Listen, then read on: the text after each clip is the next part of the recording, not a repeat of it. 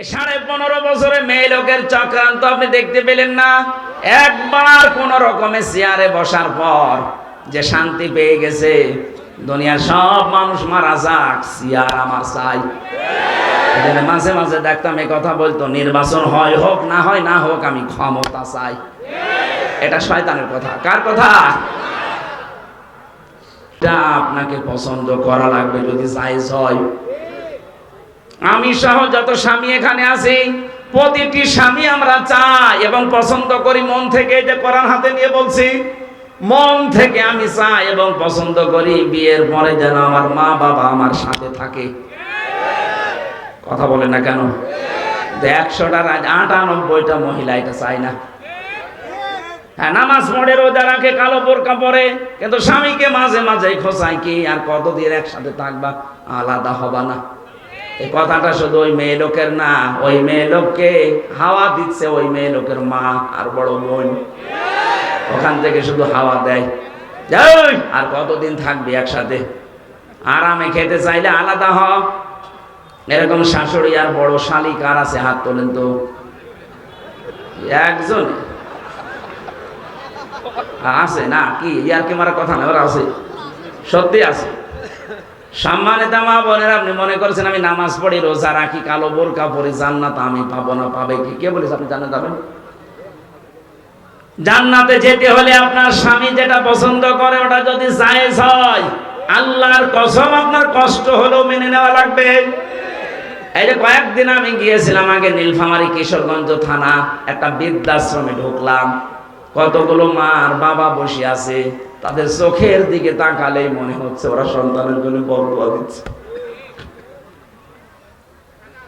কত কষ্ট লাগে একটা সন্তান বড় করতে। যারা বাবা আছে জিজ্ঞাসা করে দেখেন, একটা ছেলে একটা মেয়ের পেছনে 25 বছর 22 বছর শ্রম দেওয়ার পরে তার বিয়ে দেওয়া হয়। আমার মনে হয় আমার এই ছোট্ট মেয়েটাকে নিয়ে আমি যে ঝামেলায় আছি, আমাকে নিয়ে আমার বাবা মা ঠিক এই ঝামেলায় ছিল। প্রতিটি মানুষের পেছনে তার মা বাবা ঠিক এইভাবে শ্রম দিয়েছে। অথচ লাইন ধরে এই লাইনে বাবা, এই লাইনে মা বসে আছে বৃদ্ধাশ্রমে, সবগুলোর সন্তানই আছে। এতে সন্তানগুলো নিজেরা বড় ধাক্কা সহ্য করতে না পেরে বৃদ্ধাশ্রমে মাকে রেখে গেছে। সূরা আরাফ পড়েছি। এই আরাফের প্রথম বাংলা অর্থ হচ্ছে আরাফ মানে প্রাচীর। আরাফ মানে নবীজি বলেন জান্নাত আর জাহান্নামের মাঝে আল্লাহ একটা প্রাচীর দিয়ে রাখবে। কিছু মানুষকে আল্লাহ দাঁড় করিয়ে দেবে, ওদেরকে আল্লাহ জাহান্নামও দেবে না, জান্নাতেও দেবে না। সাহাবী প্রশ্ন করলেন, হুজুর জান্নাতে দেবে না কেন? নবীজি বলেন এরা আর যাই করুক মা বাবার হক আদায় করতো না, তাদের সাথে খারাপ ব্যবহার করতো। আজকে গতকালকে বগুড়াতে একটা ছেলে মাকে জবাই পর্যন্ত করে ফেলেছে।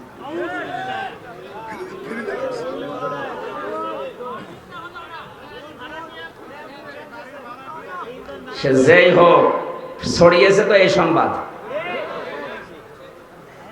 এটা যদি নাও হয়ে থাকে, এরকম জঘন্য কাজ বাংলাদেশ সহ বিশ্বে এখন অনেক জায়গায় হচ্ছে।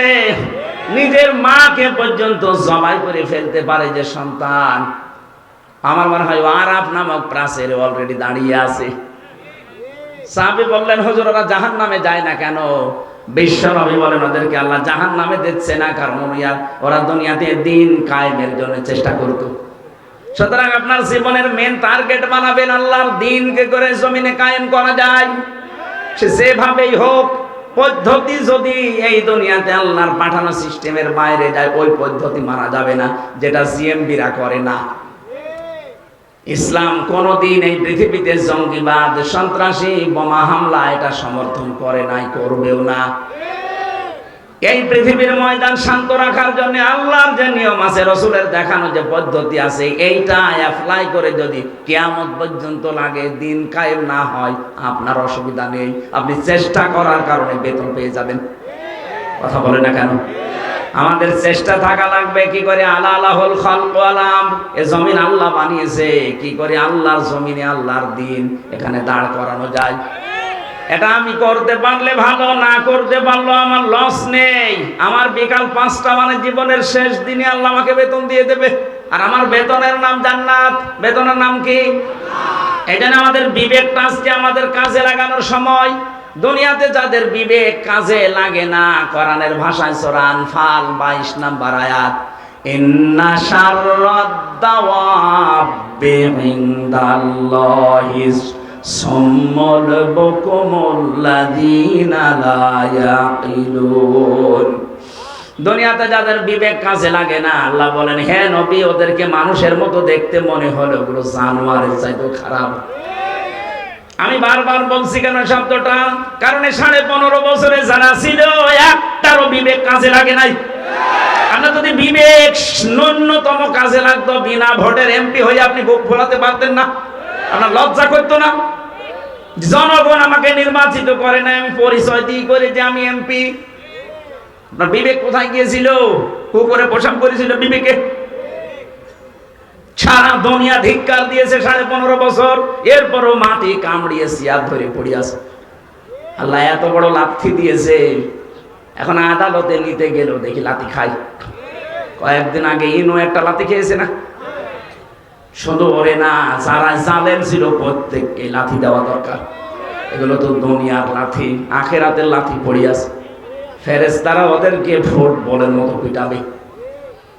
জালেম আমরা কোনোদিন যেন না হয়ে যায়। আলাহুম আযানুল্লাহ ইয়াসমাউনা বিহা, যেগুলো শোনার তোমরা শোনো না।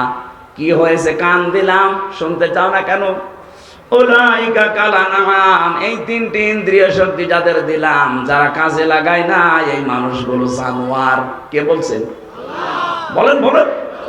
আপনি নিজেকে এবার নিজে প্রশ্ন করে দেখেন তো, আল্লাহ আপনাকে বিবেক দিয়েছে, চোখ দিয়েছে, কান দিয়েছে, যাদেরকে দেয়নি তাদেরটা বাদ দিলাম, কিন্তু যাদের দিয়েছে আপনি কি জবাব দেবেন? এক অন্ধ আমার সাথে খাবার খাচ্ছিল, এটা কুমিল্লায়। হঠাৎ দেখে বিদ্যুৎ চলে গেল, আমরা চিল্লা পাল্লা আরম্ভ করেছি। অন্ধ আমার হাত চেপে ধরে বলছো বলছো চিল্লান। মাত্র 1.5 মিনিট 2 মিনিট কারেন্ট চলে গেছে, আপনি চিল্লাচ্ছেন। অথচ 42 বছর আমার জীবনে কারেন্ট নেই। আল্লাহ যদি চোখটা সত্যি আপনাকে না দিত, কি হতো বলেন তো আপনার জীবনে? কত লাতি গোতা, কত মানুষের অপমান অপদস্থ সহ্য করা লাগতো। এই জন্য কাজে লাগান। এটা যদি দেখার শক্তি পেয়েছেন, শোনার শক্তি পেয়েছেন, বিবেকটা আল্লাহ দিয়েছে, পাগল বানায়নি। সত্যি যদি কাজে লাগাতে না পারেন, আপনি আল্লাহর কাছে জানোয়ার। আল্লাহ বলেন বালুহুমা দল, তার চাইতেও তুই আমার কাছে নিকৃষ্ট। উলাইকা হুমুল গাফিলুন, তুই গাফেল। আর গাফেলের জন্য আল্লাহর বানানো বাগান জান্নাত নেই। মেয়েদেরকে যে 4টা কথা বললাম, যখনই স্বামী আপনার দিকে নজর দেবে, স্বামীকে খুশি করবেন। স্বামী বাইরে গেলে হেফাজতে রাখবেন নিজের লজ্জাস্থান, নিজের সন্তান, স্বামীর সম্পদ। 3 নম্বরে স্বামীকে সাহায্য করবেন, মানবতার কাজে, দিনের কাজে উৎসাহ দেবেন।